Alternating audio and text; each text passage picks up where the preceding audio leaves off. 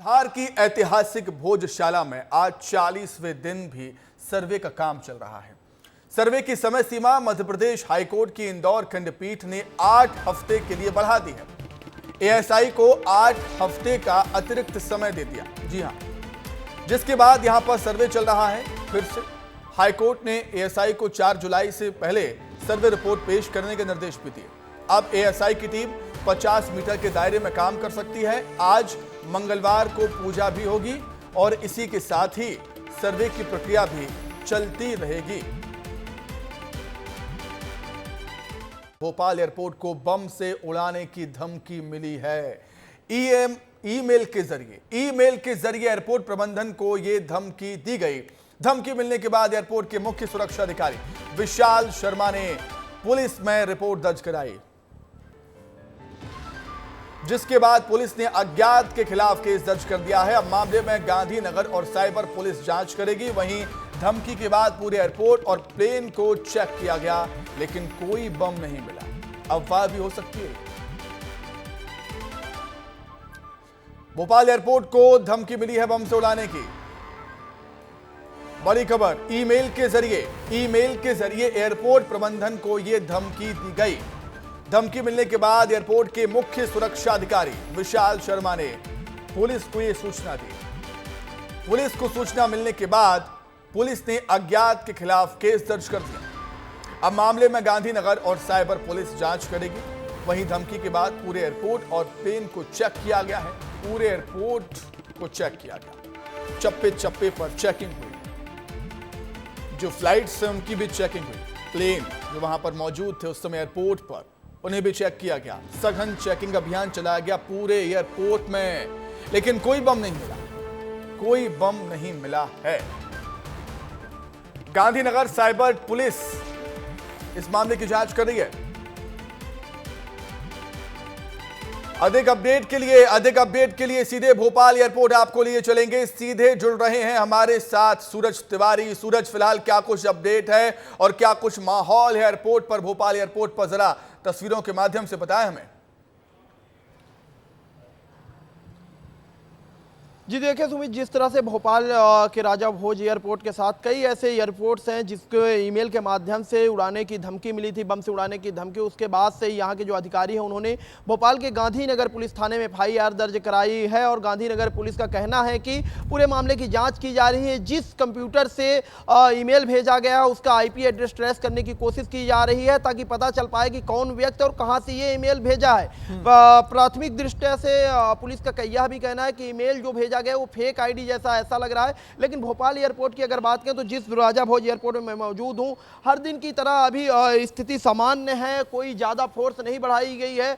तस्वीरें आप देख सकते हैं, सारी चीज़ें सामान्य रूप से चल रही हैं। लेकिन जो ईमेल मिला था वो कल मिला था और कल के बाद यहाँ कल जो खबर आई थी कि पूरे तरीके से जाँच की गई थी। जो यहाँ पर लोग भी मौजूद थे उनके भी बैग की जाँच की गई थी और लगभग 1 से 1.5 घंटे तलाशी अभियान यहाँ पर चलाया गया था, जिसके कारण सबका तलाशी अभियान चलाकर ये देखा जा रहा था कहीं ऐसा तो नहीं कि कुछ ऐसी गतिविधियां हो या कुछ ऐसी चीजें किसी के बैग में मौजूद हो जो सूरज, मतलब हम तस्वीरों के माध्यम से समझ सकते हैं कि कंट्रोल में है हालात और पैनिक होने जैसे कोई हालात वहां पर नहीं है। पैनिक होने की कोई कंडीशन वहां पर नजर नहीं आती। अब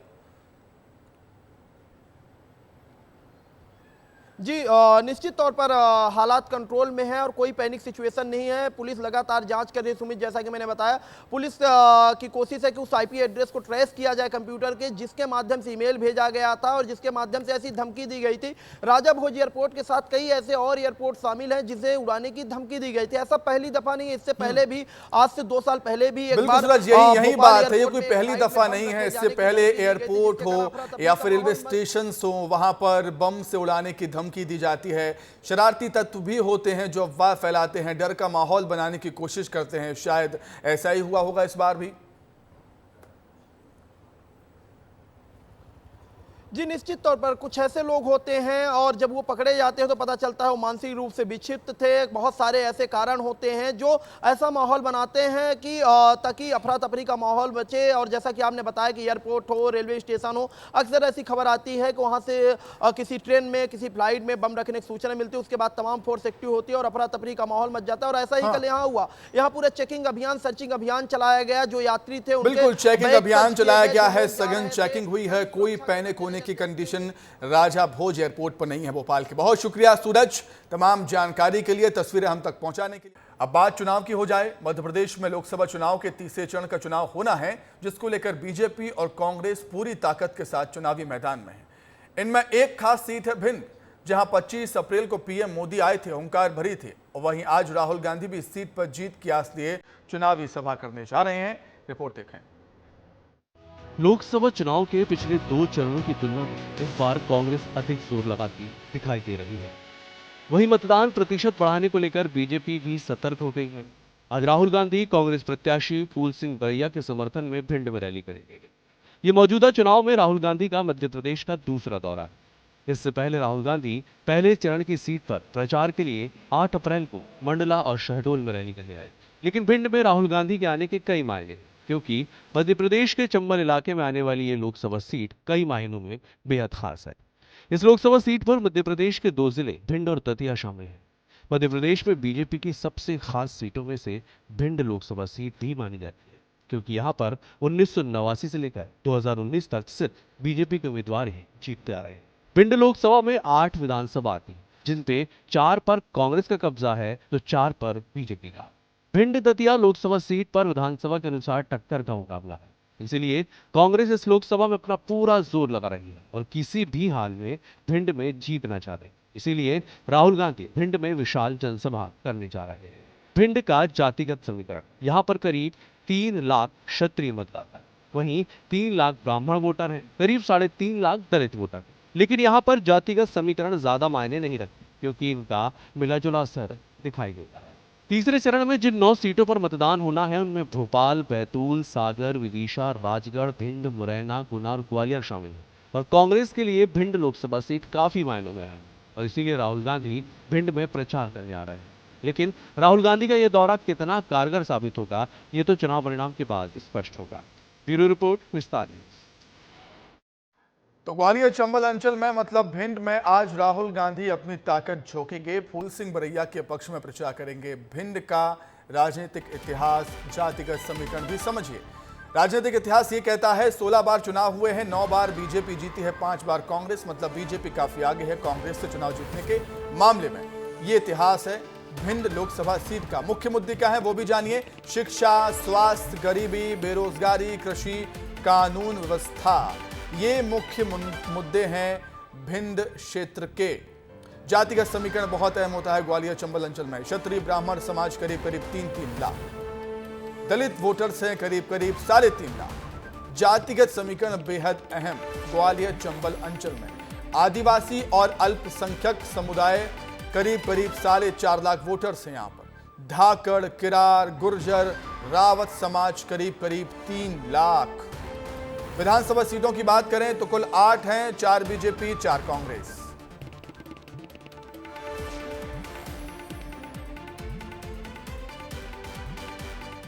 आगे बढ़ते हैं, अब छत्तीसगढ़ की बात भी कर लेते हैं। छत्तीसगढ़ इन दिनों बीजेपी और कांग्रेस के तमाम स्टार प्रचारकों के लिए हॉट स्पॉट बना हुआ है। कांग्रेस नेता राहुल गांधी के बाद आज पार्टी के राष्ट्रीय अध्यक्ष मल्लिकार्जुन खड़गे छत्तीसगढ़ आ रहे हैं। वो यहां की जांजगीर चांपा में चुनावी जनसभा को संबोधित करेंगे। कांग्रेस उम्मीदवार शिव कुमार डहरिया के लिए वोट मांगेंगे। इस दौरान उनके साथ कांग्रेस के प्रदेश प्रभारी सचिन पायलट, पीसीसी अध्यक्ष दीपक बैज और पूर्व सीएम भूपेश बघेल मौजूद रहेंगे।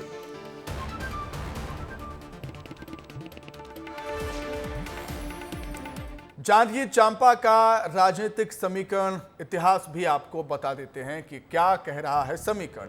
समीकरण ये कहता है लोकसभा पर 20 साल से बीजेपी का कब्जा एक तरफा। 2019 में बीजेपी के गुहाराम अजगले यहां से जीते। 20 साल से बीजेपी का कब्जा है, लेकिन सभी विधानसभाओं पर कांग्रेस का कब्जा।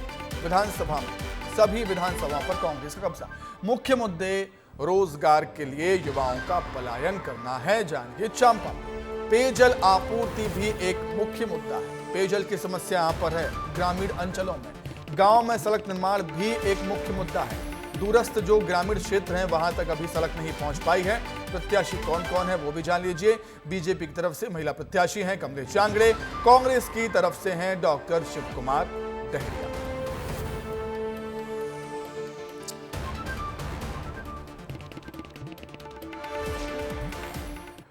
वहीं मध्य प्रदेश में कांग्रेस को एक और बड़ा झटका लग सकता है। कांग्रेस विधायक रामनिवास रावत आज बीजेपी का दामन थाम सकते हैं। माना जा रहा है कि विजयपुर में सीएम डॉक्टर मोहन यादव के सामने वो बीजेपी ज्वाइन कर सकते हैं और इस दौरान उनके साथ 15,000 कार्यकर्ता भी बीजेपी में शामिल हो सकते हैं। लोकसभा टिकट वितरण में अनदेखी को लेकर रामनिवास रावत नाराज है कांग्रेस पार्टी से। हालांकि बीच में खबर आई थी कि रामनिवास रावत की नाराजगी दूर हो गई है। आला कमान से बातचीत के बाद मान गए हैं। दिग्विजय सिंह के साथ वो मंच पर नजर भी आए थे। दिग्विजय सिंह जब प्रचार कर रहे थे तो उनके प्रचार में शामिल भी हुए थे। लेकिन एक बार फिर से खबरें ये हैं कि रामनिवास रावत बीजेपी ज्वाइन करेंगे, वो भी 15,000 कार्यकर्ताओं के साथ। बहुत बड़ा झटका होगा चंबल अंचल में। ग्वालियर चंबल अंचल में अगर ऐसा होता है तो कांग्रेस पार्टी के लिए एक और झटका। सबसे मुख्य चीज़ है कि सभी कार्यकर्ताओं से बात करके, सभी की सलाह लेकर, सभी जनता से भी बात करके इस चीज़ का निर्णय आखिरी में वो क्या लेते हैं, कब लेते हैं, या तो उन्हीं से ही बात की जा सकती है। जांजगीर चांपा में तीसरे चरण में 7 मई को वोटिंग है। इसके लिए प्रशासन ने तैयारी पूरी कर ली है। यहां पर ईवीएम को स्ट्रांग रूम में सील कर दिया गया है। कलेक्टर आकाश छिकारा ने स्ट्रांग रूम का निरीक्षण भी किया। कलेक्टर छिकारा ने बताया कि सुरक्षा के पुख्ता इंतजाम है। उन्होंने बताया कि सीसीटीवी से भी निगरानी रखी जा रही है। तो हमारे यहाँ क्योंकि 2 बैलेट यूनिट लगा है तो वीवीपैट दोनों बैलेट यूनिट और कंट्रोल यूनिट की कमीशनिंग पूरी कर ली गई है। और साथ ही साथ अगले आने वाले जो 4-5 दिन है वो बहुत ही महत्वपूर्ण है, क्योंकि हम इसी अंदर हमारा जो 3rd ट्रेनिंग है पोलिंग पर्सनल की, हमने वो भी रखी हुई है। हमारे पास जो तीनों कंप्लीट असेंबली कॉन्स्टिट्यूंसीज हैं वहाँ की मशीन्स का कमीशनिंग के बाद में उनका अभी स्ट्रॉन्ग रूम को सील कर दिया गया है। अब हमारे पास जो 2 आंशिक असेंबली कॉन्स्टिट्यूंसीज है उनकी मशीन भी सख्ती का कमीशनिंग के होने के पश्चात में 2 मई तक आने की संभावना है। रायपुर से खबर, महादेव सट्टा ऐप मामले में आज पेशी होगी। गिरफ्तार 5 आरोपियों की कोर्ट में पेशी होगी।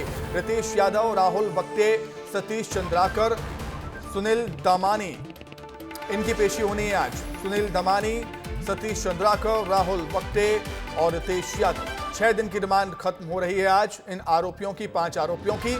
6 दिन की रिमांड खत्म होने के बाद दोपहर में कोर्ट में पेश कर सकती है ईओडब्ल्यू की टीम।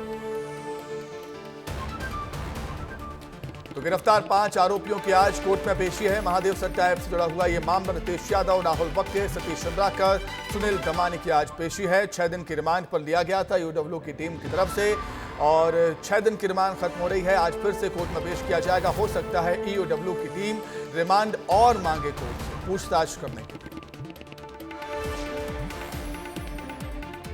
आपको सीधे गुवाहाटी लिए चलते हैं जहां पर केंद्रीय गृह मंत्री अमित शाह प्रेस कॉन्फ्रेंस कर रहे हैं।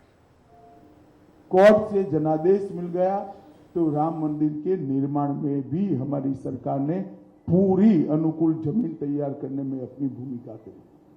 कांग्रेस पार्टी एक झूठ फैलाकर जनता के बीच में भ्रांति पैदा करना चाहती है।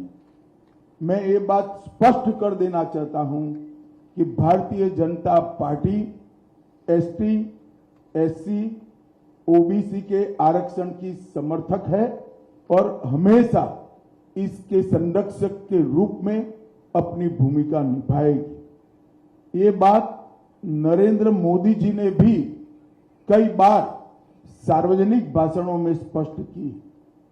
एसटी, एससी, ओबीसी के आरक्षण में किसी एक राजनीतिक दल ने अगर डाका डाला है तो वो कांग्रेस पार्टी ने डाला है।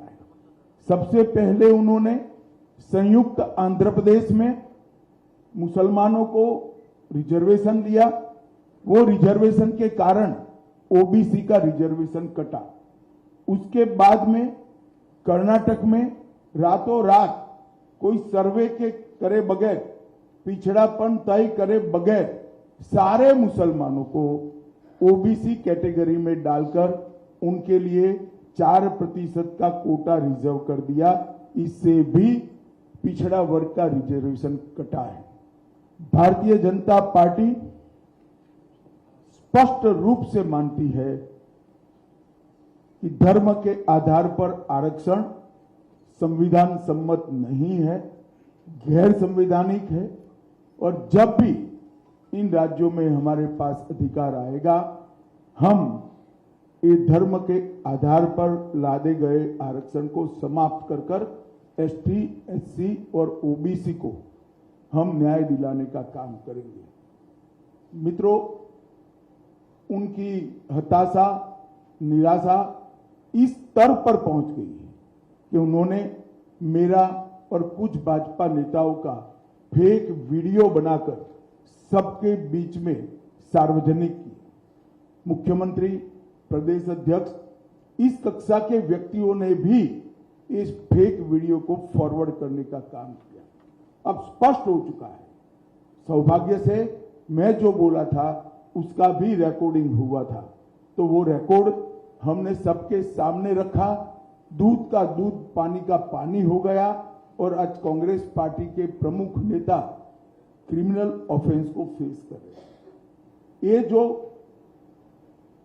कृत्य है वो उनकी हताशा और निराशा का द्योतक है। जब से राहुल गांधी कांग्रेस की कमान संभाले हैं, राजनीति का स्तर नीचे नीचे नीचे ले जाने का काम कर रहे हैं और ये इसका चरम, लोकसभा में चर्चा न हो देना, राज्यसभा में बहिष्कार करा देना, शोर शराबे करना और निराधार झूठ बोलकर प्रजा में भ्रांति फैलाने का काम लगातार उनके नेतृत्व में कांग्रेस पार्टी कर रही है। और मैं मानता हूं कि अब फेक वीडियो सर्कुलेट कर फर्जी टाइप का जन समर्थन प्राप्त करने का ये प्रयास ये बहुत निंदनीय है और भारतीय राजनीति में किसी प्रमुख दल के द्वारा कभी ऐसा नहीं किया गया।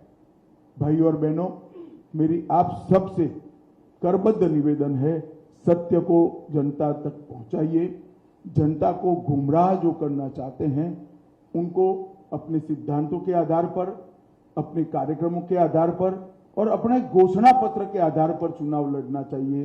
फेक वीडियो सर्कुलेट कर नहीं, भारतीय जनता पार्टी के घोषणा पत्र को तोड़ मरोड़ कर जनता के बीच में झूठे तरीके से रखकर चुनाव नहीं लड़ना चाहिए। 1 मिनट के लिए ये वीडियो, दोनों ओरिजिनल वीडियो और फेक वीडियो मैं आप सबके सामने रखना चाहूंगा। उसके बाद में आपसे सवाल जवाब लेंगे। धन्यवाद। मैं यहां कहकर जाता हूं, भारतीय जनता पार्टी आवाज भाई तो गैर संवैधानिक मुस्लिम रिजर्वेशन को हम समाप्त कर देंगे। भाई फिर से करना पड़ेगा, आवाज नहीं है। तेलंगाना के मैं यहां कहकर जाता हूं, भारतीय जनता पार्टी की सरकार बनेगी तो बंद करो भाई, आवाज ठीक करो। पहले सवाल जवाब कर लेते हैं, बाद में वीडियो दिखाते हैं। वैसे आप सबने देखा हुआ ही है।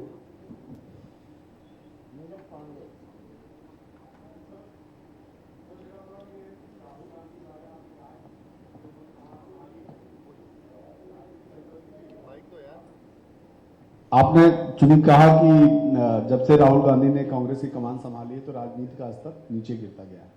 उनकी जो सीट थी राहुल गांधी की अमेठी, जहां से वो चुनाव लड़ते थे, और उनकी मां जहां से रायबरेली से चुनाव लड़ती थी, दोनों जगह से अभी तक उन्होंने कैंडिडेट भी नहीं दिए और अब ये कहा जा रहा है, सूचना आ रही है कि दोनों लोग अब चुनाव भी नहीं लड़ेंगे दोनों सीट में, ना राहुल लड़ेंगे ना प्रियंका। इसे आप किस रूप में देखते हैं?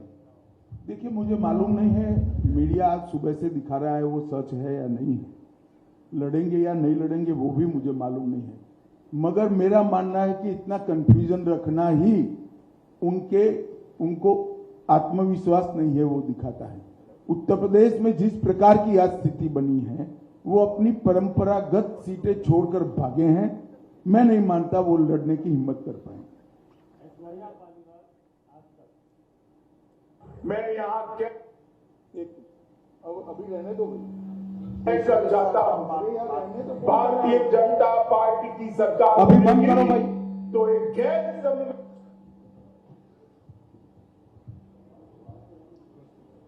जी अमित जी, कांग्रेस ने कहा है कि वो मुस्लिम पर्सनल लॉ बोर्ड को रिस्टोर करेगी अपने मैनिफेस्टो में। देखिए, कांग्रेस पार्टी शुरुआत से अपीसमेंट की पॉलिटिक्स कर कर अपना बचा खुचा जनाधार संभालना चाहती है, बचाना चाहती है, समेटना चाहती है। पर्सनल लॉ हमारी संविधान सभा ने देश के विधानमंडलों और देश की संसद को आदेश किया था कि जब भी अनुकूलता खड़ी हो इस देश में यूसीसी यूनिफॉर्म सिविल कोड लाया जाए। संविधान सभा में ज्यादातर सदस्य कांग्रेस के ही थे, वहीं यह निर्णय हुआ था, क्योंकि किसी भी पंथ निरपेक्ष देश के लिए धर्म के आधार पर कानून ठीक नहीं है। फिर भी आज ये जानते हुए भी संविधान के स्पिरिट से बिल्कुल उल्टा कांग्रेस ने अपने घोषणा पत्र में पर्सनल लॉ को लाने की बात करी है। भारतीय जनता पार्टी इसकी निंदा करती है। हमने हमारे घोषणा पत्र में कहा है कि हम ये प्रयास करेंगे कि पूरे देश भर में यूसीसी लागू किया जाए और हर धर्म के नागरिकों के लिए इस देश में एक ही कानून हो।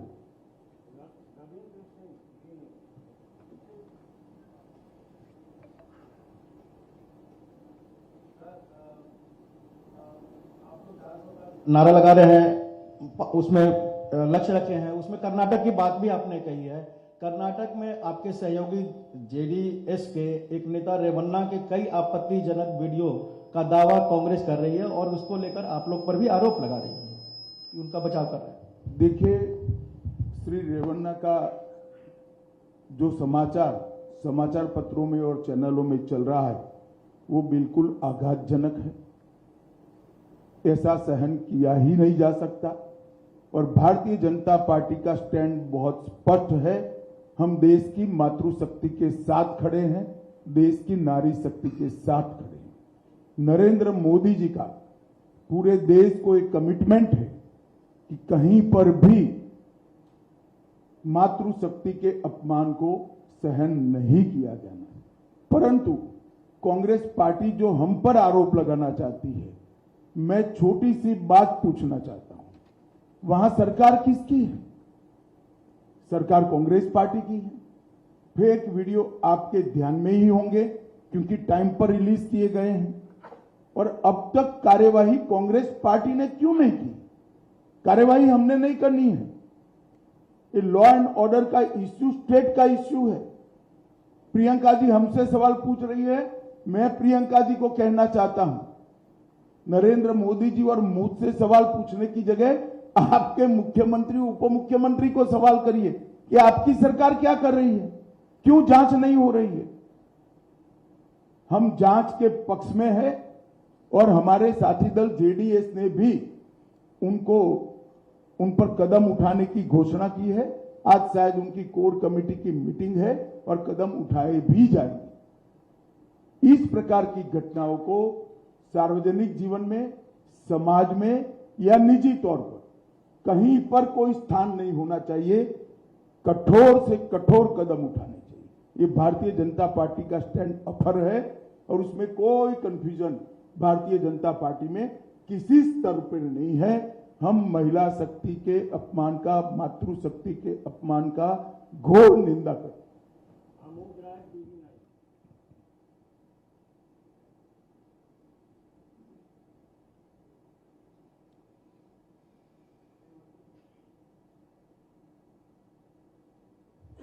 गृह मंत्री जी, एक कांग्रेस में खास जो सिविल कांग्रेस मैनिफेस्टो में एक बात उठाई गई है कि जो सिविल कॉन्ट्रैक्ट्स है उसमें भी मुस्लिमों को के लिए स्थान दिया जाएगा, प्रायोरिटी दी जाएगी। इसको लेकर क्या कहेंगे? देखिए, मुझे लगता है कि कांग्रेस पार्टी जीतने के डेस्परेशन के अंदर सामान्य विवेक भी खो चुकी है। जो कॉन्ट्रैक्ट वो तो कौन फर्स्ट लोएस्ट है, सेकंड लोएस्ट है, इसके आधार पर तय करना चाहिए। किसका काम करने का अनुभव है नहीं है, इसके आधार पर तय करना चाहिए। पास्ट में कैसा काम किया है, इसके आधार पर तय करना चाहिए। अब कॉन्ट्रैक्ट में भी अगर एक धर्म को दाखिल करना चाहते हैं तो मैं कांग्रेस पार्टी को पूछना चाहता हूं कि कांग्रेस के अध्यक्ष के बारे में भी आपकी कोई रिजर्वेशन की माइनॉरिटी की योजना हो तो उसके घोषित कर दीजिए। इतना ही बचा है। अब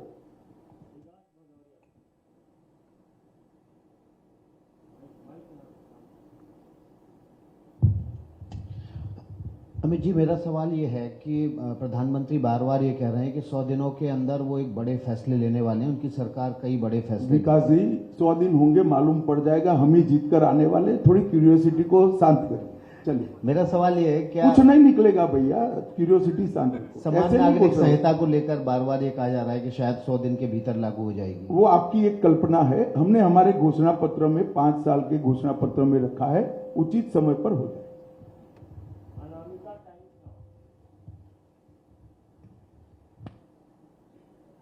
राहुल गांधी बोल रहे हैं कि एक्सरे की बात चल रहा है देश में, जिससे दूध का दूध और पानी का पानी हो जाएगा। इसमें क्या विचार है आपकी? देखिए, राहुल जी कुछ भी बोल सकते हैं, कुछ भी कर सकते हैं। गनीमत है कि उनको करने का मौका जनता नहीं देती है और इस बार भी नहीं मिलने वाला है।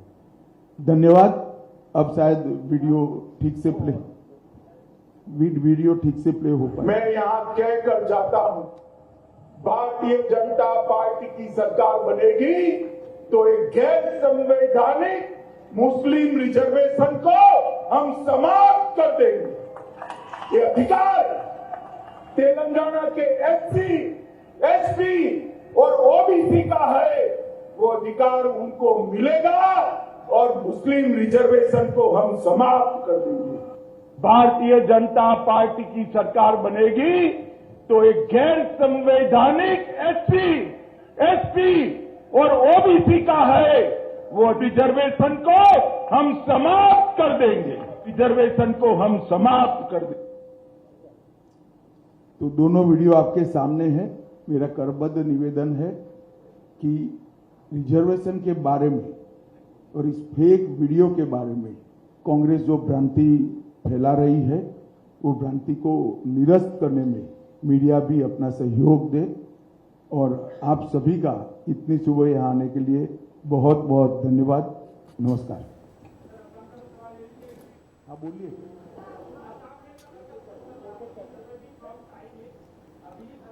टाइम है सर। असम में चुनाव अभी 2 चरण का खत्म हुआ है, तीसरे चरण चलेगा।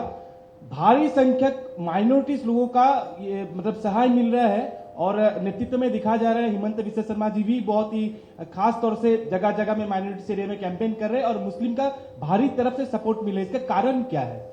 देखिए, हम कभी वोटर को माइनॉरिटी मेजॉरिटी की दृष्टि से नहीं देखते।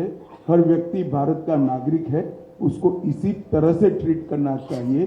परंतु मैं इतना जरूर कह देता हूं, आसाम में हम कम से कम 12 सीट जीतेंगे, ये तय है। हमारी पार्टी इसके लिए विश्वास व्यक्त करती है। कम से कम 12 से आगे भी जा सकती है। सर, असम की कई कंस्टिट्यूएंसी में आपने भी प्रसार में भाग लिया, कैसा देख रहे हैं आपके हिसाब से? बहुत अच्छा एटमॉस्फेयर है यहाँ। जो शांति मोदी जी प्रधानमंत्री बनने के बाद प्रस्तापित हुई है, जो विकास का वातावरण मिल रहा है, सेमीकंडक्टर के इन्वेस्टमेंट को यहाँ आने से यहाँ के यूथ में काफी उत्साह है। हेमंत विश्व शर्मा जी ने पूरे आसाम में मोदी जी की सारी योजनाओं को नीचे तक पहुंचाया है।